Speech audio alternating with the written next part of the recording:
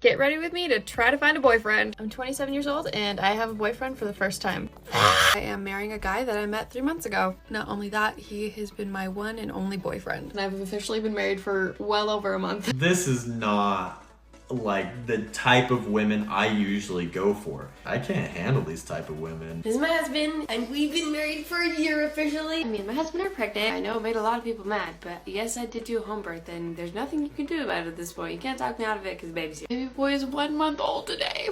I feel like crying. The fact that I'm still in pain. Do you feel like you were robbed the first month of your baby being born? Because man, I do. Because I'm still recovering and I can't function. I still can't take care of him like 100% by myself. I still can't take care of myself. This poor girl had a home birth and destroyed herself down there, and people are blaming her husband. Y'all, this situation is so heartbreaking because I feel like there's just not enough awareness of the dangers in home births, and I wanted to highlight some very sad and real things that could go wrong that could lead to permanent damage or even death. Let's talk about this sweet girl, Emory Lane, who started posting content a few years ago, hoping to help her boost her confidence on camera and in real life. And right off the bat, you could visibly tell she's more of an introverted, shy kind of girl. She's really shy. She claims she's never had a boyfriend before and has always struggled feeling attractive most of her life. Get ready with me to try to find a boyfriend. So it's been about 4-ish months since I posted that video, and I think it's time to give a little update. So you're probably thinking, oh, she's giving an update because she found a boyfriend. And no. Not even close. My preference was to try to find someone in the wild. I wanted to avoid the dating apps if I could, but by the time it got to July and there was zero progress, I was like, okay, we're doing dating apps. Her first viral video took off because she made a quite shocking claim, saying that she's 27 and finally has her first boyfriend. I'm 27 years old and I have a boyfriend for the first time. Can't believe I'm saying that. Not to mention, she was homeschooled all her life and still lived with her parents at 27. So I was homeschooled my whole life. Oh yeah, and she's also Mormon. She claimed she was on Hinge for a while, finding it really hard to get a boyfriend and find someone that she could spend the rest of her life with, because that's all she always wanted. Like, this girl just really wanted to get married, and she would share her journey with that. I had at least one date, but most of the time too, every single week. So at least, you know, we're progressing. Out of all of those dates, only 2 of them have been second dates, and that's as far as I ever go. No third dates. Not only have you progressed past getting to like a 3rd date, you get to the point with multiple guys. They think, dang, this actually might work out. Now does it? No. Hasn't happened yet, but you know, progress. Actually have a 2nd date this weekend that I'm not gonna lie, I'm pretty stoked for. Yeah, not only did you never see that guy again after the 2nd date, the way he communicated that he didn't want to see you again was to just unmatch you. That's it. Definitely made me reconsider using dating apps for a couple days, but then I was like, okay, I really just don't have a choice, so we gotta keep going. Sharing things like she's never had a kiss before, never had a real boyfriend, so on and so forth.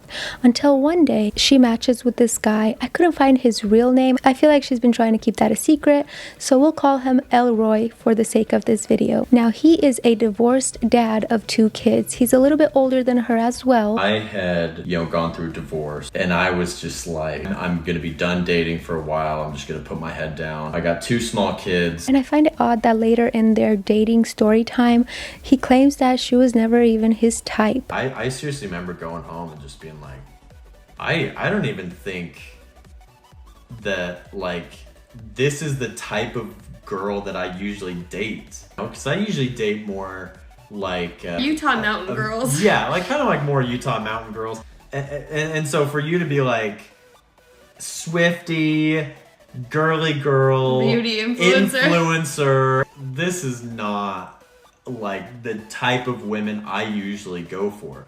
And so, like I said, that's just another coin in the jar of like, yeah, this isn't gonna work. Like, I can't handle these type of women. But then he slips up and says that he kind of stalked her social media to see what she's really about before he started to talk to her. I did try to do like a significant amount of research into it to try and get as much like traffic to your profile as possible, if that's the word. Now, mind you, her social media post at that time was all about how she's a 27-year-old who's never been kissed, never had a boyfriend, never done anything with a guy, and that apparently is what got him to reach out to her after they matched on Hinge. And shocker, it so happens that he's also a Mormon. Jumped on Hinge, and so I matched with a few women and it just wasn't great.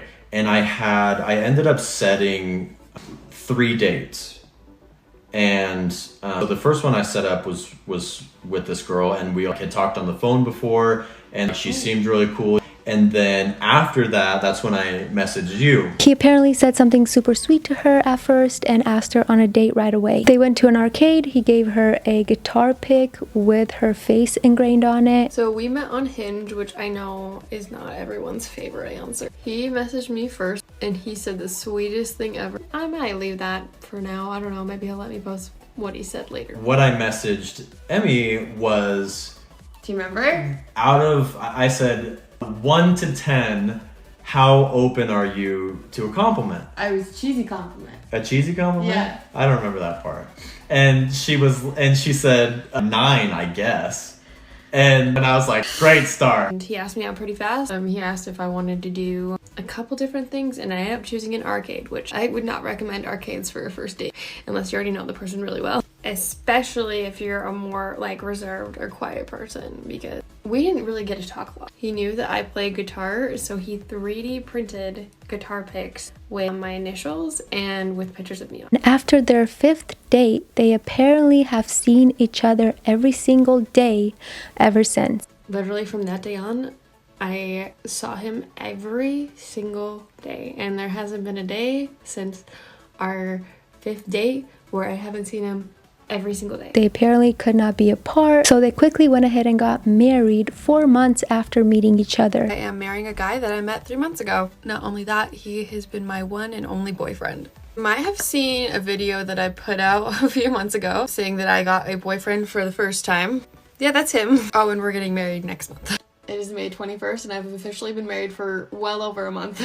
How freaking cool is it that I can just say I married my first boyfriend? So I married a guy I met a few months ago. Look how cute he is. Oh, isn't he just adorable? And that became her new grift that got her so much attention because her story was quite unique. This is my husband, and we've been married for a year officially. And I realized that we never really talked about our wedding day. Talked about a lot of things, but not that. Well, probably because everybody was so mad at me. One of my best buddies married us. And he did such a good job. He did a great job. And he didn't say anything mean. He didn't. He was. This was not a roast. No. And I was kind of expecting a little bit of that, like, you know, get a little of this guy, you know, it's just like, hey, welcome back, everyone, you know. I was waiting for some really mean stuff, you know what I mean? And her fans were rightfully alarmed by this whole situation because he seemed like a red flag. You know what I mean? And many even thought that they looked like siblings. I married a guy after dating him for 4 months, as you know.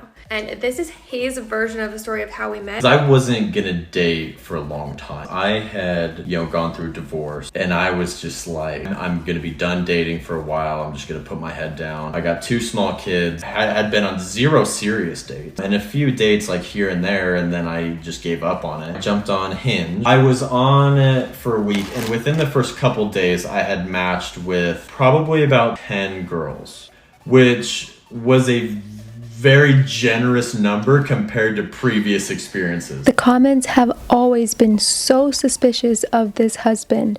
His attitude, his demeanor. Who said I love you first? You did. Congratulations. What was your first impression of me? Oh, it was like instantly like, oh, this girl is beyond shy. And his personality just rubbed everyone the wrong way. You know what I mean? I mean, just look at him. Sorry. I don't think your family was a big fan, right? The whole day was terrible, but then ice cream was awesome. Ice cream was but great. Then the gift was mid. You had the little cooler with Ben & Jerry's cookie dough ice cream. Jeez, I'm really nice. I want to date your boyfriend. And a whole box of donuts. Not one donut, a whole box. I do remember that. I'm a little salty because you did make a mess in my truck. There was icing and stuff on the seats. People interpreted that his behavior was the controlling type, where he doesn't really care for her that much and just wanted someone to come take over playing mom to his 2 kids. The most shocking news to everyone probably is the day I got married, I became a mom too. I got to celebrate Mother's Day for the first time this year, which was insane. And all the comments that were like, he just wants to put a baby in you. Listen, we do plan on having kids, but we just want to be a happy little family of 4 for a while. You see, this relationship moved pretty quickly because shortly after they got married, Emory fell pregnant. Me and my husband are pregnant, and we've gotten a few questions, comments, and concerns about the announcement, so I thought I would address those. Some of the couple comments about my husband's reaction just make me laugh. His reaction was pure shock because I said this in another video.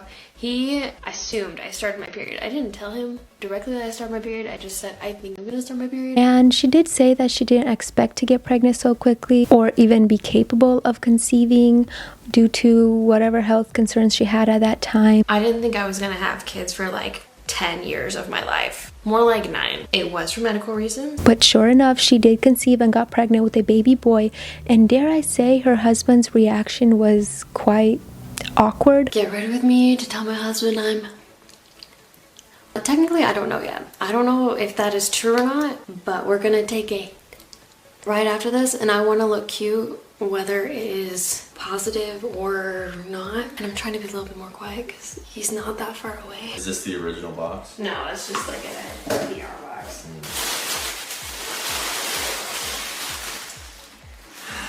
Man, I saw this coming. I'm not even kidding. I was literally like, this looks like a present. And then I was like, what are the odds? And that's right when I pulled it out. I didn't even read that. Where's this big sister on it? Oh my goodness. Big bro, mama. There we go. Ooh. Okay, were you lying to me yesterday? No, I really did not know, I promise, because I thought my period was coming. So she starts documenting her pregnancy journey, and this is where things took a turn. Throughout her pregnancy is where her husband's true colors started really coming out.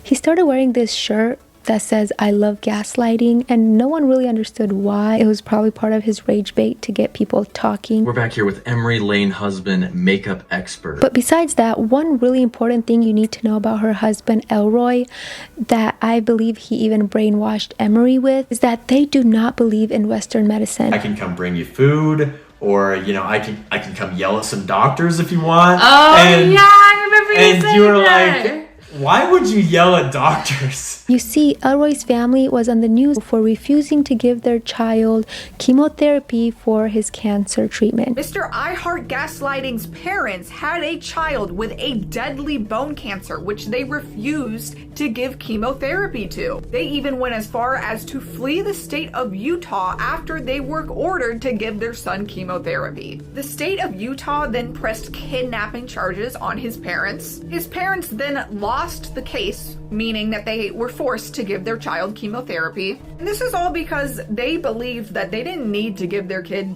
chemotherapy. And yes, the child did live. I didn't read into it too much, but there was apparently some sort of medical malpractice which made them turn away from Western medicine, which means Emory did not seek any professional help throughout her whole pregnancy. We officially picked a midwife. I know there are a lot of labor and delivery nurses that are not happy, and I don't know what to tell you. Get ready with me for my first midwife appointment. I definitely always ask my husband before I make any type of change. She only used midwife, and on top of that, she made the choice, I believe her husband made that choice for her, to give birth at home. My home birth plan, this is something that I don't think I've said that I feel like needs to be said. This is not me forcing anyone or recommending anyone to get a home birth. I'm very happy for you in your hospital birth. This is what mine is right now. With no pain relief of any kind, which is a whole other story that we will get into. But the one thing that really concerned the public is when Emory admitted to using colloidal silver throughout her whole pregnancy because her midwife recommended it. Even though so many people were telling her to stop because it could have side effects on her or her baby. Emma Marie won't use an epilator while pregnant, but has been taking colloidal silver her entire pregnancy and will not address it. She has said in multiple videos she is taking colloidal silver and has been told by her midwife that it's okay. If you don't know what colloidal silver is, it's what they used to use before antibiotics were invented, but there are no proven health benefits to it, and a lot of people who are on like crunchy lifestyles fall for it and take it for some reason. It literally causes your skin to turn blue. There's evidence saying that it most likely causes organ damage and seizures. Colloidal silver is likely unsafe when taken by mouth or applied to the skin. Increased silver levels during pregnancy have been linked to abnormal development of ear, face, and neck in baby. Literally all of her comments since she first mentioned colloidal silver are about it. Like, why are you taking it? No midwife should ever recommend it to you. And of course she's ignoring it. But although she had some complications and difficult symptoms throughout her pregnancy, thankfully she did make it to full term and did deliver her baby at home with no pain management medicine whatsoever, not before, not during, or after. I know it made a lot of people mad, but yes, I did do a home birth, and there's nothing you can do about it at this point. You can't talk me out of it because the baby's here. In her birth story time video, although they try to make it sound normal, it sounded quite brutal to me. You were like heavy labor. You were not having a great time because while they were filling up the birth pool, you were laboring on the bed and you were not having a great time. I think this boy was coming a lot faster than you anticipated. I think that everyone anticipated. And I mean, active labor was less than 5 hours, Yeah. right? And he is not small, and this is your first time. And so I think just him barreling out of your birth canal the way he did at the size he was, you were having a hard time. Fair enough. I gave birth to a 10.6 pound baby. Some people are wanting to know if I tore or how bad I tore, because like how could you not tear when you give birth to such a big baby, especially because his head was huge and didn't really come at all. They mentioned I did it at home, which means no relief of any kind. I lost a little bit more red liquid than the midwives preferred. Somehow there was no major tearing. And so they're like, let's let the swelling go down for 24 hours unless something seems really bad, because they didn't want to overstitch something that didn't need it. They came back, the swelling had gone down a little bit, and it hurts. I still can't really sit up straight. I'm still leaning back. She delivered a 10-pound baby with a big head. You can only imagine the damage that may have caused her, especially because this was her first childbirth. Her body has never gone through anything like it before. But thankfully, she did survive, because some women who experience such a traumatic home birth are not so lucky. I'm so glad more women are coming out now to speak on this issue and spread awareness, because your child could be at stake, or even worse, you could actually die. In fact, just recently an influencer died during her home birth. Another well-known and young influencer / content creator has tragically passed away. This was after the home birth of her son. Australian food influencer Stacey Hatfield dead following a home birth. She was just 30 years old. According to Stacey's husband Nathan, she was able to meet, hold, and nurse their firstborn Axel, but was rushed to the hospital and died there shortly after his arrival. And so many other mothers have had a near-death experience or even lost their child. I had a failed home birth that ultimately led to the loss of my daughter, and this is my birth story. The midwife started saying, you really need to push, you need to get your baby out now. And I remember pushing as hard as I could. I could feel her put both of her hands inside, and she was trying to pull Everly out, and she was unsuccessful. Then eventually firefighters and EMS were in my bedroom. My daughter was born and she was 12 pounds, and that was somehow missed on all of my scans and my appointments leading up to labor. Definitely would have changed how we chose to give birth. I don't think you should be vaginally delivering a 12-pound baby. I'm living with the fact that my daughter is not here with me. I am still trying to understand and comprehend that I almost lost my life. It is just so horrific of what could happen if you don't have the right medical attention in that moment. So yes, Emory did have her midwife and her husband during that process. However, she did not have any real medical attention or pain management to help her through that process. No relief of any kind. Which I believe left her with lasting damage. Baby boy is 1 month old today. I feel like crying for multiple reasons. One, the fact that he's already a month old. Two, the fact that I'm still in pain. You see, the best part of having a natural birth is that you could just get up and start walking and start living your life rather than being in pain for weeks healing from a surgery. So imagine my shock when this poor girl comes on camera to express that her newborn experience hasn't been so great because, well, it's been over a month. She's still in so much pain after giving birth. Do you feel like you were robbed the first month of your baby being born? Because man, I do. Baby boy is 5 weeks old. I feel like I haven't been able to...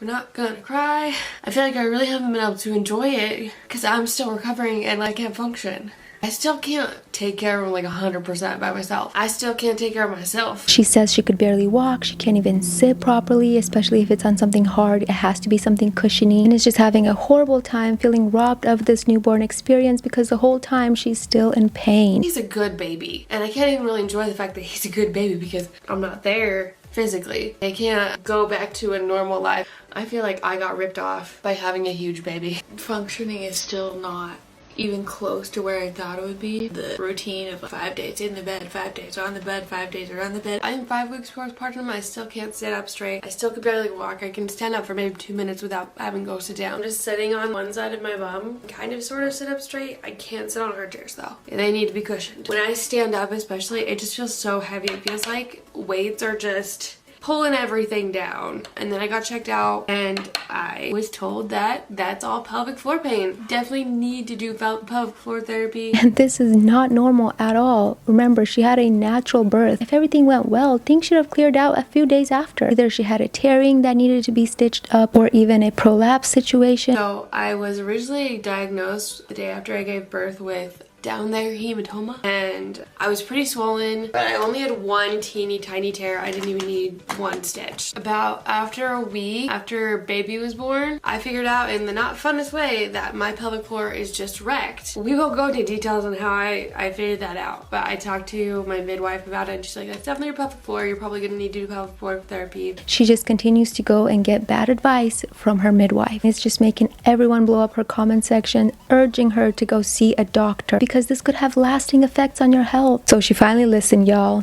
and you will not believe what happened. You need to go see a doctor. That is the comment I've probably gotten the most in my whole entire life over the last, I don't know how many weeks. I want to give a little update on how I'm feeling because I know a lot of people are just concerned. Also a lot of people that are not the nicest. Not gonna lie, Wednesday, I thought I was feeling better and then we went to the arcade for a birthday and by the end of it, I was like, pain-wise. So texted my midwife and she said prescription probably going to need to be our next option. She went to her midwife, not a real doctor, her midwife again.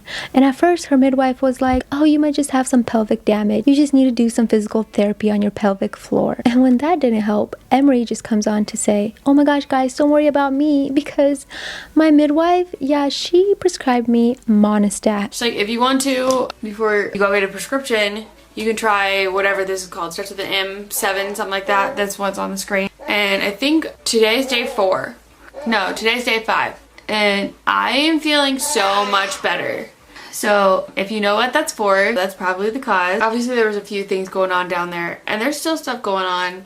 I'm still doing pelvic floor therapy. I'm sorry, what? First of all, ladies, you all know what Monistat is for. It's for an yeast infection. But it's so odd that for a woman at her age, Emory had no idea what Monistat is for, and that it has nothing to do with damage from childbirth. She does say that Monistat is helping a little bit and is easing her discomfort, which I'm sure if you have some tearing down there that needed stitching, if you're not getting checked out to get some stitches, you will probably have an infection. And it seems like no one is helping her or allowing her to go see a real doctor. In this video, she explains that yes, she finally did go see someone for her extreme pain. They said that she had extensive pelvic floor damage and that she needs therapy with that. The problem with this is this could be the very same person who told her to take colloidal silver while pregnant. This leaves many people very worried for her that she may have something way worse like a prolapse. She continues to avoid seeing a legitimate doctor that the problem will only get worse for her. I think it's pretty safe to say that Emory views these comments asking her to go to the doctor as hate comments. We have confirmed that Emory and her husband are anti-medical and do not believe in traditional medicine. In fact, they vilify it. He even goes on to say that her midwife said that she needs a prescription at this point for her pain, which means going to a real doctor because only real doctors can prescribe you prescriptions. Emory then tells her midwife that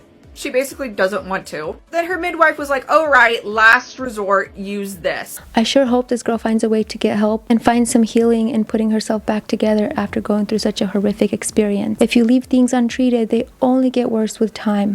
But anyway, stuff like this just really makes me mad. So I'm gonna go now, but I hope to see you in my next one. Peace.